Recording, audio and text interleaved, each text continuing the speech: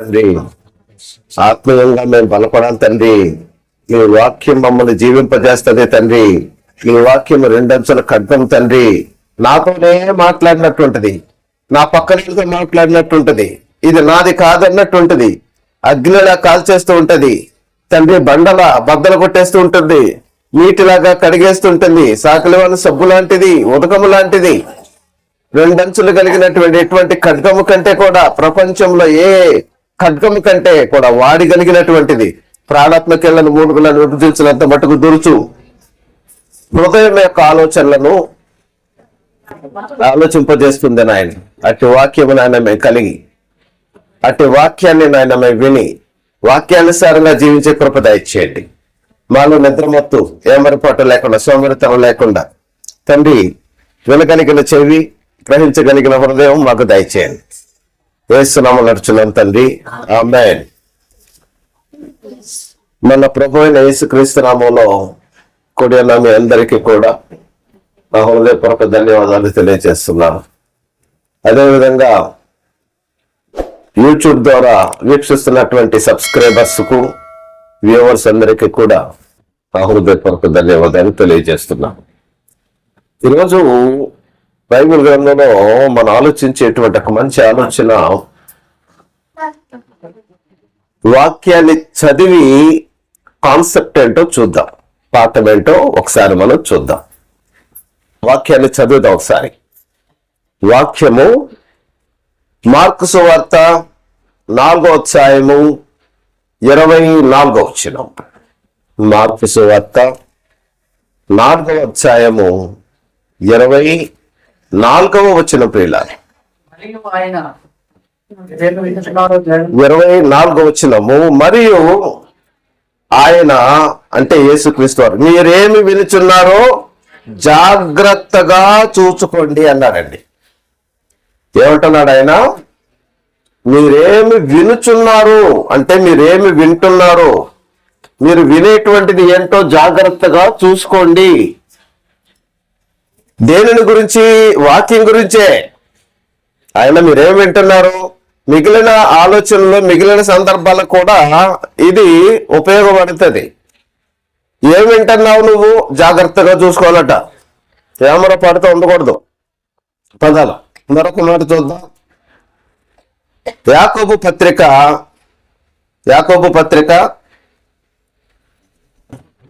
1వ అధ్యాయము 19వ వచనము. నా ప్రియ సహోదరులారా, మీరు ఈ సంగతి ఎరుగుదురు గనుక ప్రతి మనుష్యుడు వినుటకు వేగిరపడువాడును, మాటలాడుటకు నిదానించువాడునుగా ఉండవలెను. రెండో మాట ఉన్నది, వినడానికి వేగిరపడాలట. పరుగులెత్తుకొని దేవుని మాటలు వినడానికి పరుగులెత్తుకొని రావాలి, దేవుని పాటలు వినడానికి పరుగులెత్తుకొని రావాలి. దేనికి రావాలి మనం? దేవుని మాటలు వినడానికి. దేవుని యొక్క పాటలలో కూడా వాక్యం ఉన్నది. చాలా మంది ఏమనుకుంటారంటే, అన్నిటికన్నా వాక్యము మిన్న కాబట్టి నేను వాక్యానికే వస్తానండి. మిగిలినవి మిన్న కాదన్నాడు కదండి, ఏమండి? కాబట్టి ఆ వాక్యం చాలండి. నా బైబిల్ గ్రంథం సెలవిస్తున్నది, మీరెట్టి కొలతతో కొలుస్తారో అట్టి కొలతతోనే మీకును కొలుకుంటాను. దేవుడు అన్యాయస్తుడు కాదండి. దేవుడు ఎప్పుడు కూడా అన్యాయస్తుడు కాదు. కాబట్టి మన కొలతే మనకు ఎదురు తిరిగి వస్తుంది. నీ ఆహారం నేల మీద చాలా దినాలైన తర్వాత నీకు ఎదురు వస్తుందో చెప్పాడు. రైట్. ఇప్పుడు మన పాఠం ఏంటి? మీరేమి వినుచున్నారో జాగ్రత్తగా చూసుకోండి. ఇక్కడే ఉంది, ప్రతివాడు వినడానికి వేగిరపడేటువంటి వాడిగా ఉన్నాడు. మనము ప్రయాణమై వెళుతూ ఉన్నప్పుడు కొన్ని చోట్ల 3 కోతులు ఉంటాయి. కొన్ని జంక్షన్లలో కోతుల బొమ్మలు ఉంటాయి. 3 కోతులు. 2 కోతులేమో అలా మూసుకొని, ఒక కోతి ఏం చేస్తుంది? ఒక కోతి చెవులు కూర్చుంటుంది. ఇంకో కోతి ఇంకో బొమ్మ ఉన్న కోతి ఏం చేస్తుంది? నోరు మూసుకుని ఉంటది. ఇంకో కోతి కళ్ళు మూసుకుని ఉంటది. దాని అర్థం ఏంటండి? దాని అర్థం ఏంటి? ఒక కోతేమో నోరు మూసుకుని ఉంది, ఒక కోతేమో రెండు కళ్ళు మూసుకుని ఉంది. ఇంకో కోత ఏం చేస్తుంది? చెవులు మూసుకొని ఉన్నది. ఏంటి దాని అర్థం? ఏంటంటే చెడు మాటలాడకు అని కింద రాసి ఉంటారు. చెడు మాటలాడకు, చెడు వినకు, చెడు చూడకు. ఏమన్నా చూస్తే ఏమవుతుంది?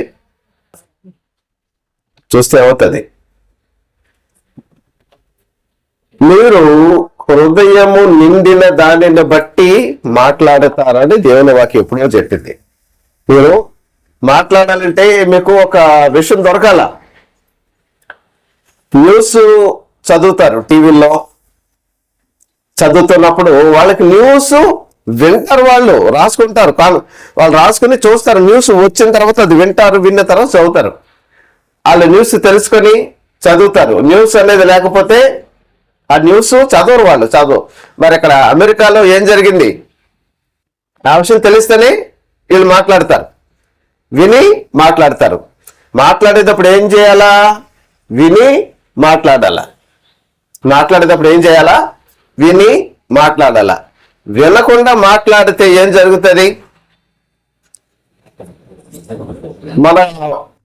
మనం ముందు కాలానికి వెళితే పంచాయతీలలో లేదా పెద్దల సమక్షంలో కొన్ని సమస్యలకు పరిష్కారం జరిగేది. వాళ్ళు ఏం చేసేవాళ్ళు? మొట్టమొదట ఒక వ్యక్తి వస్తాడు. ఒక వ్యక్తి వచ్చి ఏమంటాడు? అయ్యా, ఫలాని వ్యక్తి నన్ను కొట్టాడండి. అసలు నేనేం అనలేదండి, నేనేం మాట్లాడలేదండి, నా దారిని నేను వెళ్ళిపోతున్నానండి. నన్ను వచ్చేసి కర్ర ఎత్తి నన్ను కొట్టేశాడండి, నేను పడిపోయానండి. ఇది కూడా దెబ్బలను చూపిస్తాడు. విన్న వ్యక్తికి ఎలా ఉంటుంది? నిజమే కాబోలు, ఇతను పక్షాన న్యాయం ఉన్నది, ఇతడు ఏ అన్యాయం చేయలేదు. అయ్యో, ఎంతగా కొట్టేశాడు, ఆ కొట్టినోడు ఎంత దుర్మార్గుడు, వాడు రాని అని చెప్పనేసరికి అతను వస్తాడు. అతను కూడా దెబ్బలు ఉంటాయి.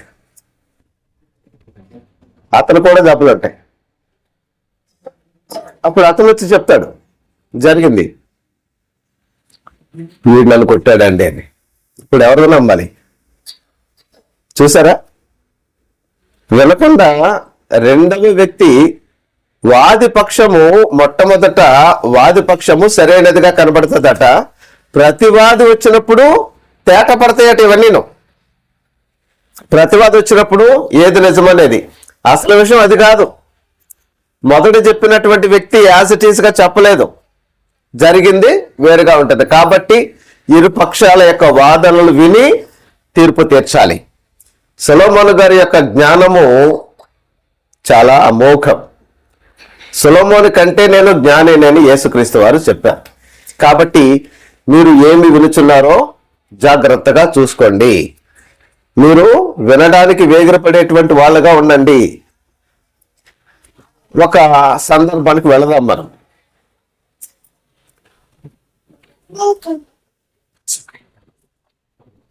నిర్గమాకాండము 17వ అధ్యాయంలోకి ఒకసారి వెళదాం.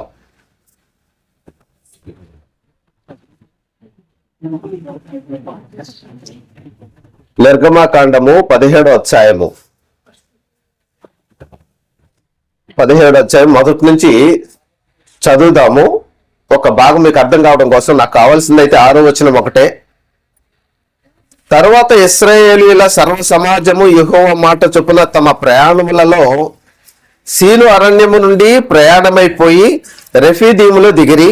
ప్రజలు తమకు త్రాగా నీళ్లు లేనందున మోషేతో వాదించుచు, త్రాగుటకు మాకు నీళ్ళిమ్మని అడగగా మోషే, మీరు నాతో వాదింపనేలా, యెహోవాను శోధింపనేలా అని వారితో చెప్పాను. అక్కడ ప్రజలు నీళ్లు లేక దప్పికొని మోషే మీద సణుగుచు, ఇదెందుకు? మమ్మను, మా పిల్లలను, మా పశువులను దప్పి చేత చంపుటకు ఐగుప్తులో నుండి ఇక్కడికి తీసుకుని వచ్చితిరని అనిరి. అప్పుడు మోషే యెహోవాకు మొరపెట్టుచు, ఈ ప్రజలను నేనేమి చేయుదును? కొంతసేపటికి నన్ను రాళ్లతో కొట్టి చంపుదురా నేను. అందుకు యెహోవా, నీవు ఇశ్రాయేలీయుల పెద్దలలో కొందరిని తీసుకొని ప్రజలకు ముందుగా పొమ్ము. నీవు నదిని కొట్టిన నీ కర్రను చేత పట్టుకొని పొమ్ము. ఇదిగో అక్కడ హోరేబులోని బండ మీద నేను నీకు ఎదురుగా నిలిచెదను. నీవు ఆ బండను కొట్టగా, ఏంటి, నీవు ఆ బండను కొట్టగా, చేత కర్ర పట్టుకెళ్ళమన్నాడు కదా, కర్ర పట్టుకెళ్ళ. నీవు ఆ బండను కొట్టగా ప్రజలు త్రాగుటకు దానిలో నుండి నీళ్లు బయలుదేరునని మోషేతో సెలవీయగా, మోషే ఇశ్రాయేలీయుల పెద్దల కన్నుల ఎదుట అట్లు చేశాను. అలా చేసినప్పుడు వాళ్ళందరూ శుభ్రంగా నీళ్లు త్రాగారు. సందర్భం ఏంటి? నీవు నీ కర్ర తీసుకుని వెళ్ళి హోరేబు దగ్గర ఆ బండ మీద కొట్టు అన్నాడు. కర్రతో బండ మీద కొట్టు. కొట్టినప్పుడు ఆ బండలో నుంచి నీళ్ళు వస్తాయి అని చెప్పాడు. బాగుంది. కింద ఏమి దేవుడు మోషేని కానీ ఎవరిని ఏమి తిట్టినట్లేదు. తిట్టాడా? చెప్పిన మాట చేస్తే ఎందుకు తిడతారండి? తల్లి చెప్పిన మాట, తండ్రి చెప్పిన మాట పిల్లలుంటే తిడతారా? యజమాని చెప్పిన మాట పనివాళ్ళు చేస్తే యజమాని తిడతాడా? భర్త చెప్పిన మాట భార్య వింటే తిడతాడా?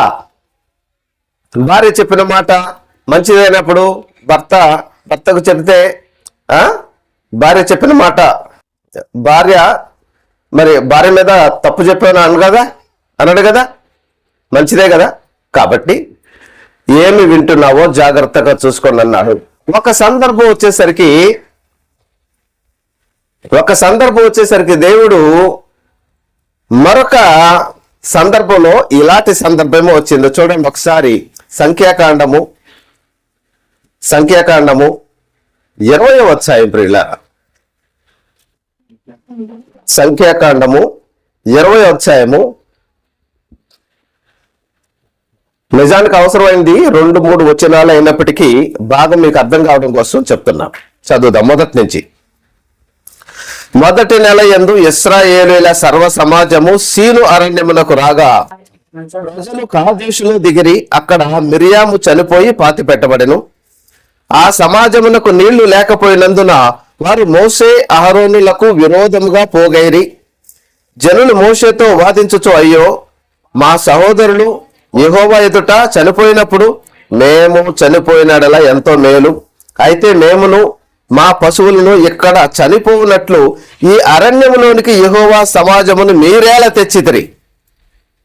ఇంతకుముందు బండను కొట్టినప్పుడు నీళ్లు తాగారు కదా వీళ్ళు. ఏమన్నా విశ్వాసం ఉందండి వీళ్ళకి? ఏమండి, మరలా నీళ్లు లేవు, ఎవరిని అడగాలి?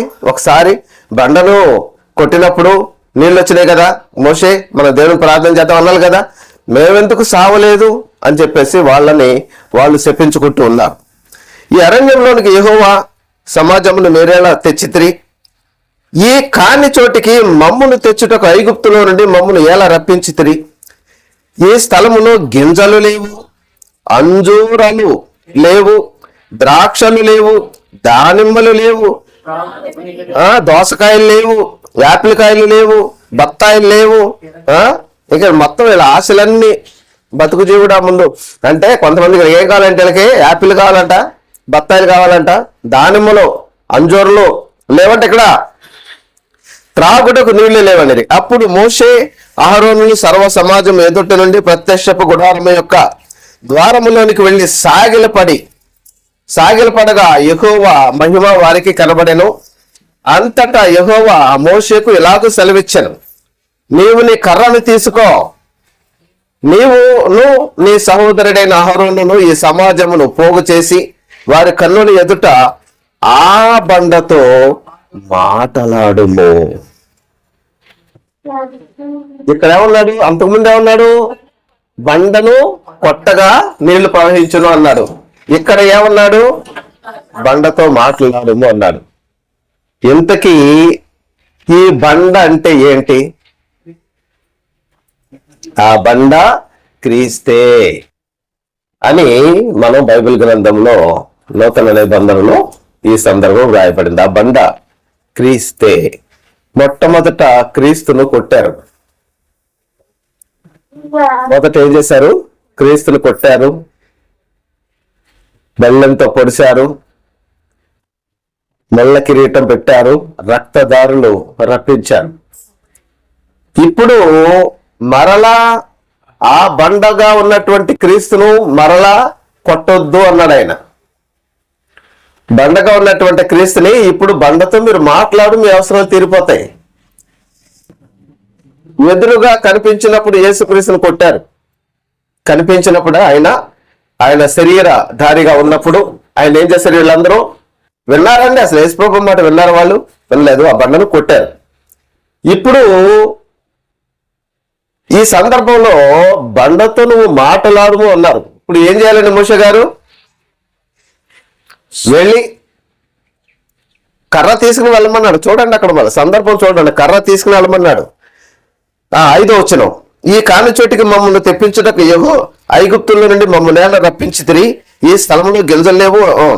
6, అప్పుడు మోషే అహరోనులు సర్వ సమాజం ఎదుటి నుండి ప్రత్యక్ష గుడాత్మ యొక్క ద్వారంలోనికి వెళ్లి సాగలు పడగా యెహోవా మహిమ వారికి కనబడెను. అంతటా యెహోవా మోషేకు ఇలాగ సెలవిచ్చెను, నీవు నీ కర్ర తీసుకొని నీవును నీ సహోదరుడైన అహరోనును ఈ సమాజమును పోగు చేసి వారి కన్నుల ఎదుట బండతో మాట్లాడును, అది నీళ్ళిచ్చును. బండతో మాట్లాడు చాలు, నీళ్ళిస్తుంది అన్నప్పుడు వీళ్ళు ఏం చేయాలండి? సర్వ సమాజమును తీసుకెళ్లి ఆ బండతో మాట్లాడాలి. బండ నీళ్ళివ్వు, బండ నీళ్ళివ్వు అని అడగాలి. అంతే, మాట్లాడాలి. మాట్లాడితే నీళ్ళు వచ్చేసేవట. ఇప్పుడు ఈ సందర్భాన్ని ఒకసారి చూద్దాం, మన జీవితాలను ఒకసారి చూద్దాం. ఈ సందర్భాన్ని ఒకసారి చూద్దాం, మన జీవితాలను ఒకసారి చూద్దాం. ఎందుకండి మోషే గారు ఆయన ఇల్లంతటిలో నమ్మకస్తుడు, గొప్పవాడు.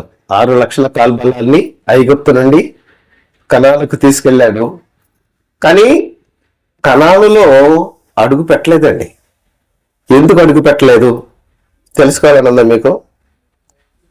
ఎందుకు అడుగు పెట్టలేదు? అడుగు పెట్టలేదు. ఆయన కనానులోకి యెహోషువ తీసుకెళ్ళాడు. అరణ్యములో పొదలో, మండుచున్నటువంటి పొదలో దేవుడు ప్రత్యక్షమై, నా ప్రజలైనటువంటి వాళ్ళు ఐగుప్తులో బాధలు పడుతున్నారు, వెళ్ళు వాళ్ళ దగ్గరికి వెళ్ళంటే చాలా బాధలు పడి వెళ్ళి ఆ ఫరోతో ఆయన హృదయం కఠినపరచబడినప్పుడు దేవుడు చేసినటువంటి అద్భుతాలు, ఈయన వెళ్ళటం, ఈళ్లతో తిట్లు తినటం, ఆ ఫరోతో ఈ ప్రవక్త గారి పని అదే. ఇక్కడికి వస్తే వీళ్ళు జరుగుతున్నారు, అక్కడికి వస్తే ఆయన జరుగుతున్నాడు. ఏమంటే దైవ సేవకుని యొక్క, దేవుని యొక్క ప్రతినిధులు జనాల ముందు నిలబడేసరికి వాళ్ళ బాధలు ఎవరికి అర్థం కావండి. వాళ్ళ బాధలు ఎవరికి అర్థం కావు. నేను కూడా ఎలా నిలబడాలి? పులంట హుందాగా నడుచుకుంటూ వేటాడి చక్కగా ఆహారం తింటూ ఉంటే నక్క చూసిందంటండి. నక్క ఏం చేసిందంట? చూసిందంట. చూసి వేగంగా నేను పరిగెత్తాలి,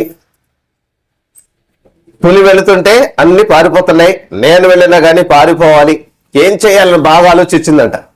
ఆలోచించేస్తే ఒకసారి ఒళ్ళెక్క చూసుకుందంట. లొండగా ఉందంట, ఎక్కడా పులిలాగా లేవు, బాగలేదని చెప్పేసి మచ్చలు ఎలా రావాలని చెప్పేసి మచ్చ తెచ్చుకుందంట, రంగేసుకుందంట. మచ్చలు వేసుకుని, ఏమండి పులి అయిపోద్దండి, నేను కూడా అయిపోవాలంటే. కాబట్టి మీరు క్రీస్తు వైపును చూస్తూ, క్రీస్తుని చూస్తూ మనం వెళ్ళాలి. మన జీవితంలో మనకి క్రీస్తుని మించినటువంటి రోల్ మోడల్ ఎవరూ లేరండి. క్రీస్తుని మించినటువంటి రోల్ మోడల్ ఎవరూ లేరు.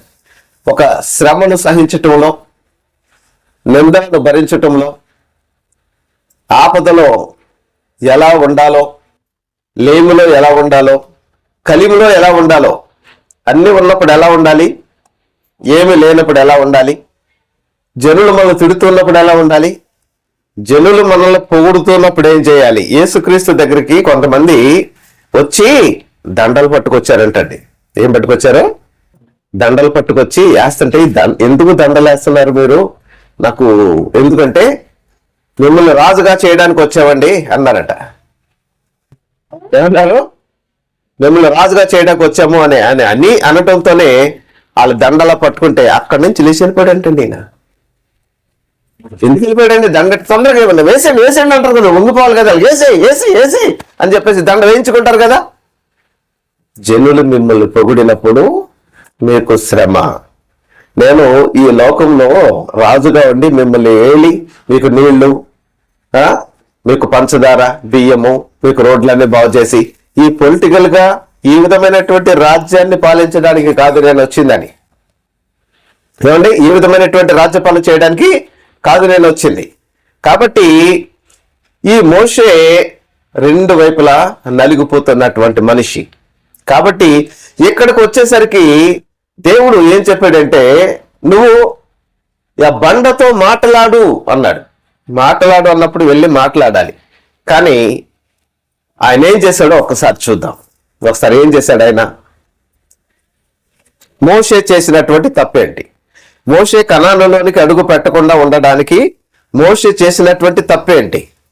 చూడండి అక్కడ నిర్గమాకాండము, సంఖ్యాకాండము 20 అధ్యాయము 7వ వచనము. అంతటా యెహోవా మోషేకు ఇలాగ సెలవిచ్చాను, నీవు నీ కర్రని తీసుకొని నీవును నీ సహోదరుడైన అహరోనును ఈ సమాజమును పోగు చేసి వారి కన్నుల ఎదుట ఆ బండతో మాట్లాడము, అది నీళ్ళిచ్చును.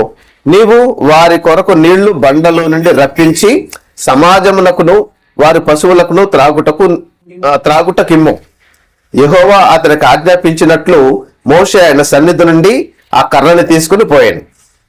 తరువాత మోషే అహరోనులు ఆ బండ ఎదుట సమాజమును పోగు చేసినప్పుడు అతడు వారితో, ద్రోహులారా వినుడి, ఒకటి, మేము ఈ బండలో నుండి మీకు నీళ్లు రప్పింపవలెనా అనిను.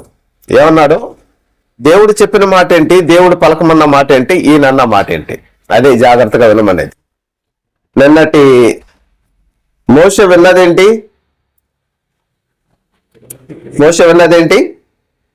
నీవు వెళ్ళి సమాజమును పోగు చేసి అహరోనును తీసుకెళ్లి నీ కర్రను తీసుకెళ్లి బండతో మాట్లాడుము అంటే, ఈయనేమంటున్నాడు? ద్రోహులారా వినుడి. ద్రోహులారా ఎవరు? ద్రోహులు ఎవరు? వీళ్ళకి ఏం ద్రోహం చేశారు? అందుకే దైవసేవకుడు ఎప్పుడు కూడా దేవుని ప్రజలు ఇశ్రాయేలీ లాంటి వాళ్ళే. దేవుని ప్రజలు ఎలాంటి వాళ్ళు? ఇశ్రాయేలీ లాంటి వాళ్ళే. తినేస్తూ ఉంటారు. ఒక పక్క ఒకళ్ళు వచ్చి ఇంకో పక్కల ఇంకొకరు ఎన్నో రకాల సమస్యలతో ఎన్నో రకాల ఒత్తిడులు దైవ సేవకుడికి తీసుకొచ్చినప్పుడు అన్ని ఒత్తిళ్లలోనూ అందరికీ కూడా సమాధానం చెబుతూ, అమ్మా దేవుడు నీకు మేలు చేస్తాడు, దేవుడు నీకు సహాయం చేసేటువంటి దేవుడు, ప్రతి దగ్గరకు వెళ్ళి సహాయం చేసే దేవుడు అని చెప్పాలి. డాక్టర్ల గురించి నేను అప్పుడప్పుడు చెప్తూ ఉంటాను. నిజంగా డాక్టర్లు ఎంత మంచి వాళ్ళు అంటే మంచి అబద్ధాలు చెప్తారండి. డాక్టర్లు మంచి అబద్ధాలు చెప్తారండి. అబద్ధం అనేది మనిషిని బ్రతికిస్తుంది. మరి అబద్ధం అనేది ఏం చేస్తుంది? డాక్టర్లు చెప్పేటువంటి అబద్ధం అనేది మనుషుల్ని బ్రతికిస్తుంది. ఒక డాక్టర్ గారు ఒక ఆవిడికి చెప్పారు, ఆవిడ నిజంగా చచ్చిపోతుంది, వాళ్ళ లెక్కల ప్రకారం ఆవిడ చనిపోతుంది. కానీ నీకేమీ లేదమ్మా, నీకేమీ లేదు అంటే, వాళ్ళు ఏంటండి మా వాళ్ళు నన్ను తినేస్తున్నారు, నాకు ఏదో అయిపోయింది అనేస్తున్నారంటే, అసలు ఆవిడ 50% 80% చచ్చిపోతానని చెప్పేసి అనుకుందట. డాక్టర్ గారు చెప్పారు, నీకేమీ కాదు, నువ్వు చనిపోవో, నువ్వు నిండు 100 ఏళ్ళు హ్యాపీగా ఉంటావు, నీకేమీ లేదు వెళ్ళిపో. మరి బెళ్ళ ఎందుకండి? ఆ బలహీనత కోసం అని చెప్పాడట. అలా కొంతమందిని వాళ్ళు బ్రతికిస్తారు. ఏమండి? కాబట్టి చనిపోయినటువంటి వాళ్ళు బ్రతికిస్తారు. దైవ సేవకుడు కూడా ఎప్పుడు మనం ఎవరితో మాట్లాడవలసి వచ్చినా మీ సంభాషణ ఎప్పుడు ఉప్పు వేసినట్లు రుచిగా ఉండనివ్వాలి. కాబట్టి మంచి శ్రేష్టమైన మాట మాట్లాడాలి. ద్రోహులారా అనకూడదండి. దేవుని పిల్లలను ద్రోహులారా అని అనకూడదు. మీకోసము మేము బండలో నుంచి నీళ్లు రప్పించవలన నువ్వే రప్పించేది? ఏమండి? నేనేమన్నా స్వస్థపరచగలనండి? నా హస్తాలను స్వస్థపరచగలవా? నేను గాని నా హస్తము గాని స్వస్థపరచలేవండి. దేవుని యొక్క హస్తమే స్వస్థపరుస్తుంది. నన్ను స్వస్థపరుస్తుంది, నిన్ను స్వస్థపరుస్తుంది, ప్రతి ఒక్కరిని కూడా స్వస్థపరిచేది ఏంటి? దేవుడు. దేవుని యొక్క హస్తము స్వస్థపరుస్తుంది. మనము ఆ దేవుని ఆశ్రయించాలి. ఆయన ఆజ్ఞలను అనుసరించి నడవాలి. ఆయన చెప్పిన మాట వినాలి. అందుకే మీరేమి వినుచున్నారో జాగ్రత్తగా చూసుకోండి. మీరు ఏం వింటున్నారో జాగ్రత్తగా చూసుకోండి. ద్రోహులారా 11వ వచనం. అప్పుడు 10వ వచనము, తర్వాత మోషే అహరోనులు బండ ఎదుట సమాజమును పోగు చేసినప్పుడు అతడు వారితో, ద్రోహులారా వినుడి, మేము ఈ బండలో నుండి మీ కొరకు నీళ్లు రప్పింపవాలన్నాను అనెను. అప్పుడు మోషే తన చెయ్యి వెత్తి 2 మార్లు కర్రతో ఆ బండను కొట్టగా, దేవుడేమో మాట్లాడు అన్నాడు. అంతకుముందు ఒక్కసారి కొట్టగా వచ్చేసింది, ఇప్పుడు 2 సార్లు కొట్టాడట. దైవ సేవకులే కాదు, దేవుని ఎరిగినటువంటి వాళ్ళు కూడా యేసుక్రీస్తుని గాయపరుస్తూ ఉన్నారు. మాటలతో కొడుతున్నారు, వాళ్ళ ప్రవర్తనతో కొడుతూ ఉన్నారు. కొట్టినట్టు కొట్టి, బాగా కొట్టి, నేనెప్పుడు కొట్టేనే ప్రభుని ఏమంటున్నారు? నేనెప్పుడు కొట్టేనే ప్రభుని, నువ్వెప్పుడు పరదేశమై ఉండుట నేను చూసి నిన్ను చేర్చుకోలేదు, నీవెప్పుడు దప్పికొని ఉండుట చూసి నీకు దాహాన్ని ఇవ్వలేదు, నీవెప్పుడు ఆకలి కొని ఉండుట చూసి నేను నీకు ఆకలి తీర్చలేదు, నీవెప్పుడు మరి బాధలలో రోగమై ఉండుట చూసి నేను నిన్ను స్వస్థపరచడం కానీ ఏదన్నా గాయాలు స్వస్థపరచడం ఆ కార్యక్రమం నేను ఎప్పుడు చేయలేదు. నువ్వు ఎప్పుడు రోగిగా ఉండటం చూసి నేను నీకు వైద్యం చేయించలేదు, ఎప్పుడు ఆకలి కొని ఉండుట చూసి నేను అన్నపు ఎప్పుడు పెట్టలేదు. మిక్కిలి అలుపులైనటువంటి సహోదరులలో ఒకరికి మీరు అలాగ చేస్తే నాకు చేసినట్టే అన్నాడు. ఈయన ఒక్క మాట మాట్లాడమంటే, మాటలాడి బండతో మాట్లాడి నీళ్లు రప్పించమంటే బండను కొట్టాడు. కొట్టినప్పుడు నీళ్ళు ఎందుకు వచ్చినాయి? నా ప్రశ్న. నీళ్ళు రాకూడదు కదా, కొట్టాడు కదా. ఇప్పుడు తప్పు చేసింది ఎవరు? ఇశ్రాయేలీలా? ఈయన మోషే కదా. కొట్టొద్దు. మరి పక్కన అహరో నుండి జాగ్రత్తగా చెప్తూ మనం ఎలా చేయాలి అలా చేయాలి. కానీ ఇద్దరు మరి ఎందుకు ఈ మధ్యలో ఏం జరిగింది అంటే, వీళ్ళ ఒత్తిడి ఎక్కువైపోయి ఉండొచ్చు, వీళ్ళ ఒత్తిడిలో ఈ మాటలు మర్చిపోయి ఉండొచ్చు. మన సమస్యలు అనేటువంటి ఒత్తిడిలో కూడా దేవుని వాక్యం అనేది మనం మర్చిపోతే ఏం జరుగుతుందో ఇప్పుడు చూద్దాం. మన సమస్యలు ఎన్ని సమస్యలైనా ఉండొచ్చు, ఎన్ని బాధలైనా ఉండొచ్చు, ఎన్ని కష్టాలు ఉండొచ్చు, ఎన్ని ఆర్థిక సమస్యలు, ఎన్ని ఆర్థిక పరమైనటువంటి ఇబ్బందులైనా నీకు ఉండొచ్చు. నీవు దేవుని వాక్యాన్ని మర్చిపోకూడదు, దేవుని మాటను నువ్వు మర్చిపోకూడదు. ఆ విధంగా మర్చిపోతే ఏం జరుగుతుందో చూడండి ఇక్కడ 11. అప్పుడు మోషే తన చెయ్యి 2 మార్లు తన కర్రతో బండను కొట్టగా నీళ్లు సమృద్ధిగా ప్రవహించెను. సమాజమును పశువులు త్రాగెను.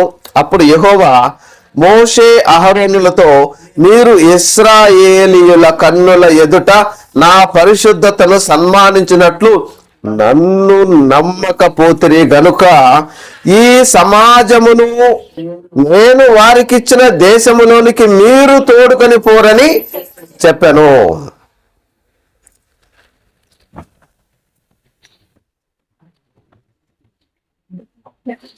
బండని కొట్టగానే నీళ్ళు వచ్చినాయి. నీళ్ళు ఎవరి కోసం? వాళ్ళ కోసం. దేవుని కోపం ఎవరి మీద? మోషే అహరోనుల మీద. అయితే పోనేలే, ఏదో ఈ ఒత్తిడిలో మర్చిపోయారులే, చిన్న విషయమే కదా అని శిక్ష విధించడం మానేడా? ఏమండి, చిన్న విషయమే కదండి. అందరూ చెప్పండి, చిన్న విషయమే కదా. దేవుడికి క్షమించవచ్చు కదా అనండి. చిన్న విషయానికి కూడా అంత శిక్ష వేస్తాడా? ఆయన యథార్థవంతుడు, న్యాయవంతుడు. నీవు యథార్థవంతుడుగా, న్యాయవంతుడుగా, ఆయన మాట వినేటువంటి వాడుగా నువ్వు ఉండాలని ఆయన కోరుకుంటున్నాడు. ఆయన మాట విని ఆయన మాట చొప్పున చెయ్యి. నేను చెప్పిన మాట ప్రకారము వారు చేయక ప్రభువా ప్రభువా 7:21 చూద్దాం. ఇప్పుడు ఏం జరిగిందండి? ఒకసారి వెళదాం, అక్కడికి వెళదాం. ఏం జరిగింది ఇక్కడ? ఎప్పుడైతే వాళ్ళు దేవుని మాటను వినకుండా దేవుని నమ్మలేదో వాళ్ళకి వెంటనే శిక్ష వచ్చేసింది. తర్వాత ఆ మోషే గారు అక్కడే చనిపోయారండి. అక్కడే తిరుగుతూ ఆ ప్రాంతంలోనే ఆయన చనిపోయారు. అదే అతనికి చివరిగా దేవుడు మాట్లాడినటువంటి ఇశ్రాయేలీలతో వాడు చెప్పినటువంటి చివరి సందర్భం. ఎప్పుడైతే నీవు దేవుని మాటను ధిక్కరిస్తావో అదే నీకు కూడా చివరి సమయం కావచ్చేమో. ఇప్పుడు కృప గడియల్లో ఉన్నామండి. కృప కదండి, యేసుక్రీస్తు 1 సంవత్సరం కొంచెం అంటున్నాడు కదండి. ఇప్పుడు మోషేను వదలని దేవుడు నిన్ను వదిలేస్తాడు అని నువ్వు అనుకుంటే, మోషేను వదలలేదు కదా, నన్ను వదలడు అని నువ్వు అనుకుంటే జాగ్రత్తగా ఉండు. ఏమండి? మోషే గొప్పోడా నేను గొప్పోడినా చెప్పండి. ఏమండి? మోషే గొప్పడు నేను, ఇప్పుడు ప్రశ్న కరెక్టే. మోషే గొప్పడు నేను గొప్పోడినా? మోషే గొప్పడు. ఇప్పుడు ఇదే మాట మీరు అనుకోండి, మోషే గొప్పోడా నేను గొప్పోడినా? మీరు అనుకోండి అన్నాను. ఇప్పుడు నేను అన్న మాట మీరు అనాలని నేను అన్నాను. అది మోషే గొప్పవాడా నేను గొప్పవాడినా? మోషే గొప్పవాడా నేను గొప్పవాడినా? మోషే కదా గొప్పవాడు. మోషే ఆ విషయంలో వదిలిపెట్టలేదు. నేను వదిలిపెడతాడు అని అనుకుంటే నీ ఇష్టానుసారంగా దేవుని వాక్యాన్ని మర్చిపో. దేవుడు చెప్పిన పని కాకుండా నీ ఇష్టానుసారంగా చేయి. శిక్ష అనేది ఖచ్చితంగా వస్తుంది. నీ తప్పు ఎంత తప్పు అయితే చేసావో, అందుకేనండి ఎప్పటికప్పుడు అండి ఈ విషయాలన్నీ తెలిసిన తర్వాత నా వరకు నేను చాలా జాగ్రత్తగా, ఏదన్నా చిన్న పొరపాటు ఏదన్నా జీవితంలో ఏదన్నా జరిగితే ఒక్కసారి వెనక్కి తిరిగి చూసుకోవటం నేను అలవాటు చేసుకున్నానండి. అలవాటు చేసుకుని ఏమన్నా నా వల్ల ఏదన్నా పొరపాటు ఉందా, ఏదైనా ఈ నష్టం జరిగింది, ఈ కష్టం వచ్చింది, దీనివల్ల ఎందుకు దేవుడు ఏదైనా ఒక పాఠాన్ని నేర్పించబోతున్నాడని ఎప్పటికప్పుడు వెనక తిరిగి చూసుకుంటూ అలా ఉండటం వల్ల దేవుడు అంచెలంచెలుగా దేవుడు నన్ను నిలబెడుతూ నన్ను అలా ఆయన ఉన్నత స్థలములలో నిలబెట్టుకుంటూ వెళ్ళిపోతున్నాడు. ఆయన నిన్ను కూడా అలా నిలబెట్టాలి. నువ్వు కూడా ఉన్నత స్థలంలో ఉన్నతంగా దేవుడి చేత నిలబెట్టబడాలి అంటే దేవుడు చెప్పినటువంటి మాటను వింటూ వెళ్ళిపో. తేలిక. ఇప్పుడు ఏమండి, యేసుక్రీస్తు వారు పరిశుద్ధంగా బ్రతకమన్నాడండి. కరెక్ట్గా ఒక ప్రశ్న వేస్తున్నాను. ప్రశ్న జాగ్రత్తగా వినండి. ఒక ప్రశ్న ఏంటంటే, యేసుక్రీస్తు వారు పరిశుద్ధంగా పాపం చేయకుండా, యేసుక్రీస్తు వారే కదా తండ్రి అయిన దేవుని ఆలోచన కూడా అదే. అది కష్టమా తేలిక అండి?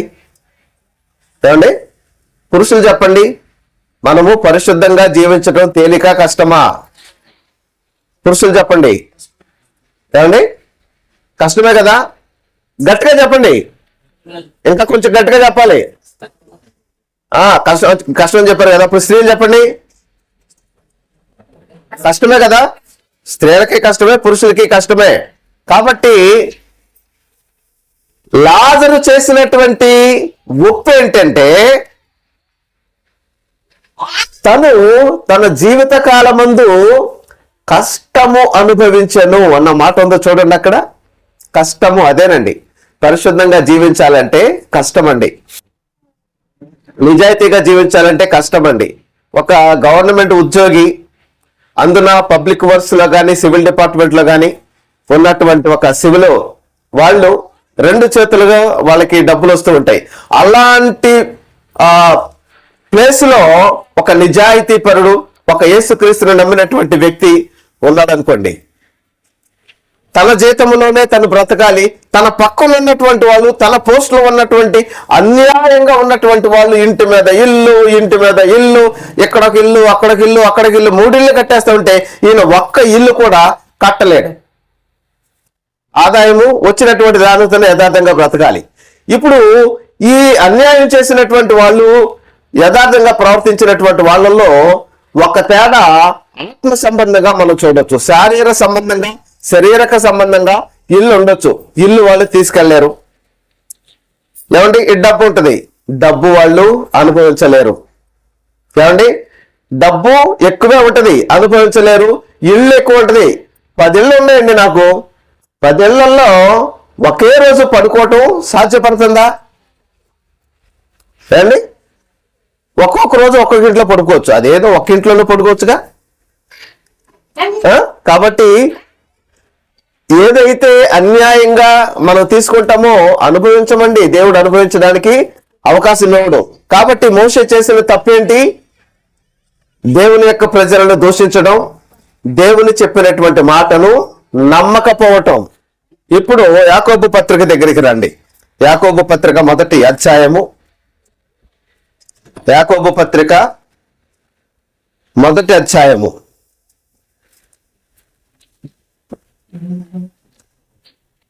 19.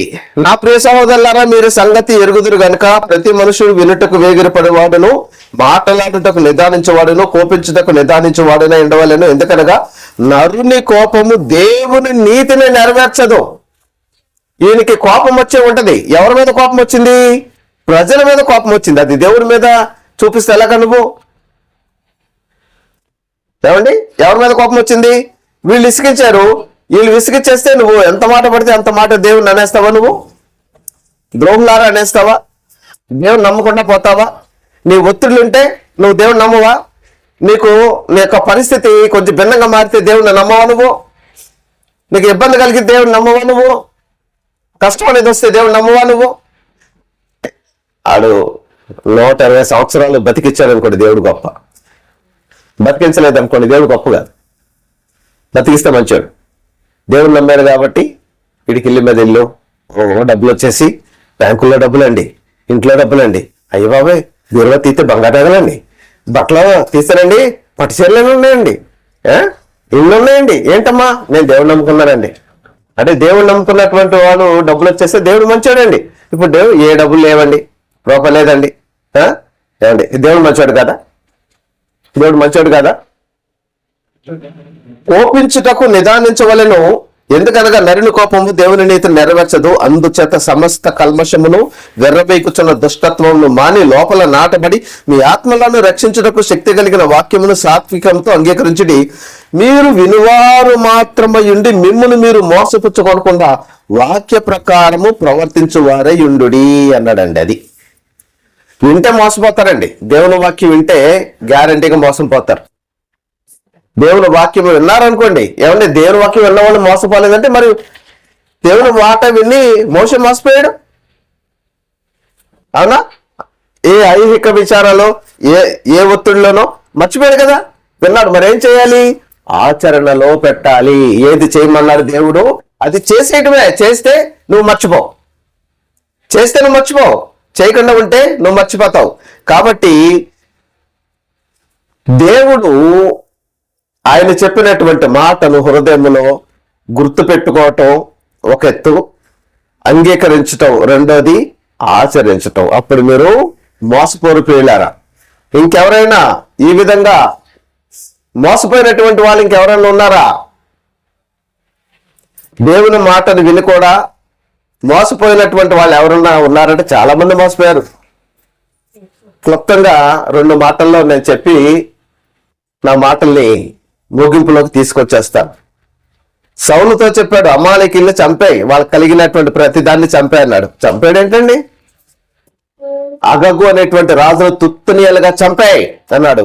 కొవ్వినటువంటి ఎద్దులు గాని, మరి కోడెళ్ళు గాని, కోడెనంటే కొవ్వినటువంటి ఎద్దు, దాన్ని కోడి అంటారు, కోడి దూడ అంటారు. చంపే మొత్తం వాళ్ళకి అసలు ఆ ప్రాంతాన్ని తగలబెట్టాయి అన్నాడు. అంతే, తగలబెట్టాయంటే ఆ ఎద్దులు చూడగానే అబ్బా చంపడానికి చేతులు రావట్లేదు. ఏమండి, చంపడానికి చేతులు రావట్లేదు. ఈయన చంపమన్నది, అక్కడ చంపమన్నది అమాలేకీయులు, దేవునికి విరోధమైనటువంటి వారిని. ఇక్కడ మనం చంపవలసిన పరిస్థితి కూడా ఒకటి ఉన్నది. చూస్తారా? రండి, చూపిస్తాను. కొలస్సీ పత్రిక దగ్గర రండి, మీకు చూపిస్తాను ఏం చంపాలో. కొలస్సీ పత్రిక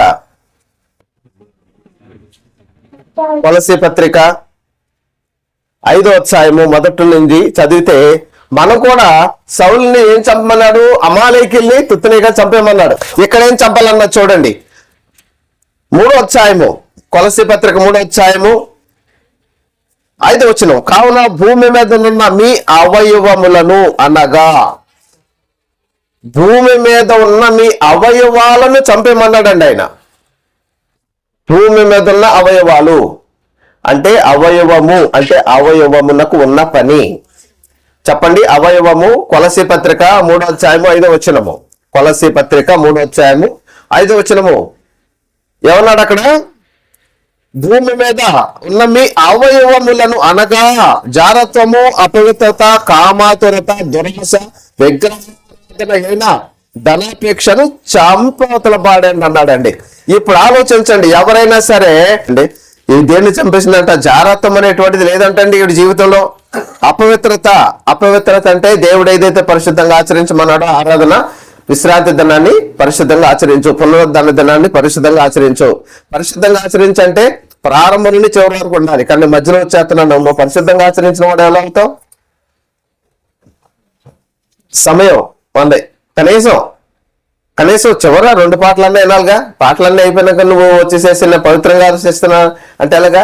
ఆ రోజు కూడా నీకు సమయం లేదా? అసలు నేను నా యవ్వన జీవితంలోనండి, నేను ఉదయం ఆ రోజు తినేసేసి మళ్ళీ సాయంకాలమే తినేవాడిని, నేను మధ్యాహ్నం తినేవాడిని కాదండి. ఎందుకంటే 4 కిలోమీటర్లు ఇలాంటి ఎండల్లో రోడ్డు మీద నడుచుకుంటూ వెళ్ళిపోవాల్సి వచ్చినటువంటి పరిస్థితి. నడుచుకుంటూ వెళ్ళిపోయేవాడిని, ఒక్కసారి సైకిల్ ఉంటే సైకిల్ వేసుకుంటూ వెళ్ళిపోయేవాడిని. ఆ సమయంలో బస్సులు సమయానికి ఉండేవి కదా, గంటకో బస్సు. ఏమండి, నా చిన్నతనం 78, 80 ఆ సమయంలో. ఏమండి, కాబట్టి ఆదివారము వచ్చిందంటే ఎవడన్నా లాగేసుకుంటాడేమో నా డ్రమ్ము. నేను డ్రమ్ కొట్టేవాడిని కదా, అందరికంటే ముందే డ్రమ్ దగ్గర ఎవడో లాక్కోకుండా పడేసి కూర్చునేవాడిని అంతే. మరి ఈరోజు ఇవన్నీ కొడుతున్నానంటే ఎందుకు? ఆసక్తి, దేవుని యొక్క పనిని గురించినటువంటి ఆసక్తి. అందరికంటే ముందు వచ్చేసి కూర్చునేవాడిని అంతే. వాళ్ళు ఏదైనా పని చెప్తే చేసేవాడిని, లేకపోతే లేదు.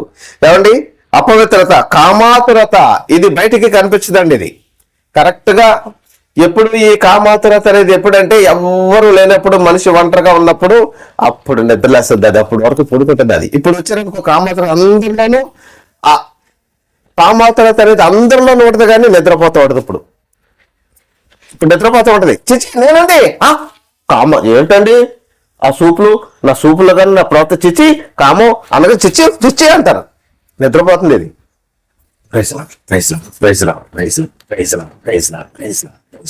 అది నిద్రపోతుంది. ఒంటరిగా ఉన్నప్పుడు లెగుస్తుంది. అది ఎవ్వరూ లేరు అప్పుడు లెగుస్తుంది. చెయ్యి ఫోన్ పలానా వాళ్ళకి మొదలు తలుపు ఎవరు కొట్టారు, పెట్టాయి ఫోన్ పెట్టాయి, వచ్చేసారు. రహస్యంగా జరిగేటువంటిది అది నాకు లేదండి. ఇక్కడ ఉన్న వాళ్ళందరూ చెప్తారు లేదని. నిన్న ఎక్కడో ఏదో సందర్భంలో, నిన్న ఉపవాసం ఉన్నప్పుడు ఒక సందర్భం, ఒక వ్యక్తి గురించి చెప్తున్నప్పుడు నేను ఇక్కడ ఉన్నటువంటి మీకు అందరికి అర్థమయ్యేలాగా చెప్తాను, చెప్పి నా మాటలు ముగిస్తాను. ఇక్కడున్న మీరందరూ నాకు ఎలా కనిపిస్తున్నారు తెలుసా? మగవాళ్ళందరూ దేవదూతల్లాగా, ఆడవాళ్ళు కూడా దేవదూతల్లాగా తెల్ల నిగ్గలాడుతూ కనిపిస్తున్నారండి. ఇంత నిగ్గలాడుతూ కనిపిస్తున్నాను. నా కళ్ళకి మీరు ఎలా కనిపిస్తున్నారు? ఇక్కడ అన్ని పేర్లు చెప్పేద్దాం, కానీ ఇప్పుడు ఇక్కడ దేవుడు నిలబడి చూశాడు అనుకోండి. మరియమ్మ గారిలో 4 మచ్చలు ఉన్నాయి, నిరీక్షణమ్మ గారిలో 3 మచ్చలు ఉన్నాయి. అదిగో పలానాయుడులో 4 మచ్చలు. ఇంకొక ఆడైతే మొత్తం నల్లగానే కనిపిస్తున్నాడు. ఆయన కళ్ళకి సగం నలుపు కొంతమంది, సగం తెలుపు కొంతమందికి పెద్ద పెద్ద డాగులు. ఆయన కళ్ళు ఎక్స్రే కళ్ళు, మరి నా కళ్ళు మామూలు కళ్ళు. నేను లోపల ఉన్నదే చూడలేను నేను. అందువల్ల మీరు అందరూ మంచి వాళ్ళే అంటాను. ఇప్పుడు దేవుడు ఇక్కడికి వచ్చి దేవుడు చెప్పవలసి వస్తే నిన్ను స్కాన్ చేసి తెలియదు. కాబట్టి నీలో ఏముందనేది ఆయన కళ్ళతో చూస్తే తెలుస్తుంది. ఇదిగో వీటిల్లో ఇంకా చాలా ఉన్నాయి. బైబిల్ ఎక్కడ ఉన్నది 5 ఉన్నాయి. ఏమండి, కామోతరత, విగ్రహారాధన అయినటువంటి ధనాపేక్ష, దురాశ, జారత్వము, అపవిత్రత, కామోతరత, దురాశ, విగ్రహారాధన అయిన ధనాపేక్ష. కింద ఉంది 6 ఆరులో ఉంది లోభత్వము. లోభత్వం అంటే పిసినుగొట్టితనము, ఇవ్వవలసినటువంటి చోట గుప్పిలు విప్పకపోవటము, దాచుకోవటము. మారు మనసు లేనప్పుడు జక్కయ్య అనేటువంటి ఆయన బాగా డబ్బులు దాచుకుని నా అంత తోడలేడు అన్నాడు అనుకో, ఇలా తుడుచుకుంటూ వెళ్ళిపోయాడట. ఎరా నీది ఒక బతికానంటే ఆడు ఊతే ఊసాడు కానీ నా డబ్బులు ఇంత కూడా ముట్టుకోలేడాడు. అది తిడితే తిట్టాడు కానీ ఆడి దగ్గర 4 వంతలు తీసుకున్నాగా మరి ఆ కోపానికి అంటాడు నాకు మాట. ఊసాడు నీ మీద అన్న తుడుచుకుని వెళ్ళిపోయిన తర్వాత కడుక్కుంటే పోతలే అనుకున్నాడు. శుభ్రంగా బాగా దాచుకున్నాడు. ఎప్పుడైతే యేసుక్రీస్తు వారు ఆయన హృదయంలో వచ్చి హృదయాన్ని ఒక్కసారి చూసి తేరు చూసి నీ హృదయం ఎలా ఉంది ఏంటి సంగతి అనేసరికి అప్పుడు ఆ హృదయాన్ని కడుక్కుంటాను, ఇదిగో వీటన్నిటిని సరి చేసుకుంటాను, ఎవరి దగ్గర అయితే అన్యాయంగా చేస్తానో దాన్ని సరి చేసుకుంటానని చెప్పేసి సరి చేసుకుని ఈ ధనం నాకు వద్దు, సగం నాకులో ఉన్న సగం ఇచ్చేస్తున్నాను, మిగిలిన సగం ఎవరి దగ్గర అన్యాయంగా తీసుకున్నాను వాళ్ళకి ఇచ్చేసి నార్మల్ అయిపోయి అందరిలాగానే. కాబట్టి విగ్రహారాధన సంబంధమైన లోభత్వము, దురాశ వీటిని చంపాలి. ఇంకా చాలా ఉన్నాయి. కాబట్టి ఆయన మాటను వినేవాడు అయితే ప్రతిరోజు ఏదో ఒకటి నీకు తెలుస్తుంది. ఆయన కళ్ళతో చూసినప్పుడు నీలో చాలా కనిపిస్తున్నాయి, నీలో డాగులు కనిపిస్తున్నాయి, మచ్చలు కనిపిస్తున్నాయి. ఆ మచ్చలు అలాగే పెట్టుకుని దేవా ఏంటైనా ఇచ్చాయి అది ఇచ్చాయి, ఇది ఇచ్చాయి, అది ఇచ్చాయి, నాకు అది కావాలి, నాకు ఇది కావాలి, నీకేం అన్యాయం చేసావయ్యా, ఎందుకు అవ్వట్లేదు నువ్వు నాకు అంటే ఆయన కళ్ళతో చూస్తే ఆయన ఫలానిది అన్యాయం ఉందని చెప్తాడు. నేనేం చెప్తానండి ఏమండి? ఆయన కళ్ళతో చూస్తే నువ్వేం చేసావో, నువ్వు ఏ విధమైనటువంటి ప్రవర్తన ప్రవర్తించావో, ఏ విధంగా నడిచావో ఆయన చెప్తాడు. నేనేం చెప్తానండి? నేనేం చెప్తాను? నేను చెప్పలేను. కాబట్టి ఆయన న్యాయవంతుడు, యథార్థవంతుడు. ఆయన తీర్పులు ఎంతో శోధింపనంతో అసఖ్యమో. కాబట్టి ఆయన కళ్ళతో చూడు. ఆయనతో ఒక్కసారి నాయన నాలో ఏమన్నా ఉందా అని చెప్పి అడుగు. అప్పుడు ఒక్కసారి ఆయన స్క్రీన్ ప్లే దర్శకత్వము అంతా దేవుడే మొత్తం కళ్ళ ముందు చూపిస్తాడు. అప్పుడు చూపిస్తాడు ఎంత ఉందా, ఇది సంఘం వాళ్ళందరికి చూపించామంట ఒకసారి ఈ వీడియో ఒకసారి చూపించామంట. కొంతమంది బ్లాక్మెయిల్ చేసేసి డబ్బులు లాగేసేటువంటి గ్యాంగ్ ఉందండి కొంతమంది. వాళ్ళు కొంతమంది పట్టుకుంటున్నారు, కొంతమంది శిక్ష చేస్తున్నారు, కొంతమంది ఏమనలేకపోతున్నారు. కాబట్టి దేవుడి దగ్గర మన ప్రతిదీ కూడా వీడియో క్లిప్ ఉన్నది. దీన్ని అంతటిని ఆధారంగా చేసుకుని నన్ను అయినా. కాబట్టి నువ్వేం వినుచున్నావో జాగ్రత్తగా చూసుకో. అననయ సప్తర్ అనేటువంటి వాళ్ళు కూడా విన్నారు. నా మాటలు ముగిస్తున్నాం. అననయ సప్తర్ అనే వాళ్ళు కూడా అసలు ఈ ధనం మనకు వద్దాయా అంతా అపోస్తుల పాదాల దగ్గర పెట్టేసి మనందరూ కూడా సమిష్టిగా ఏదైతే ఉందో అందరూ సమానంగా తిందామంటే వీళ్ళకి దురాశ పుట్టింది.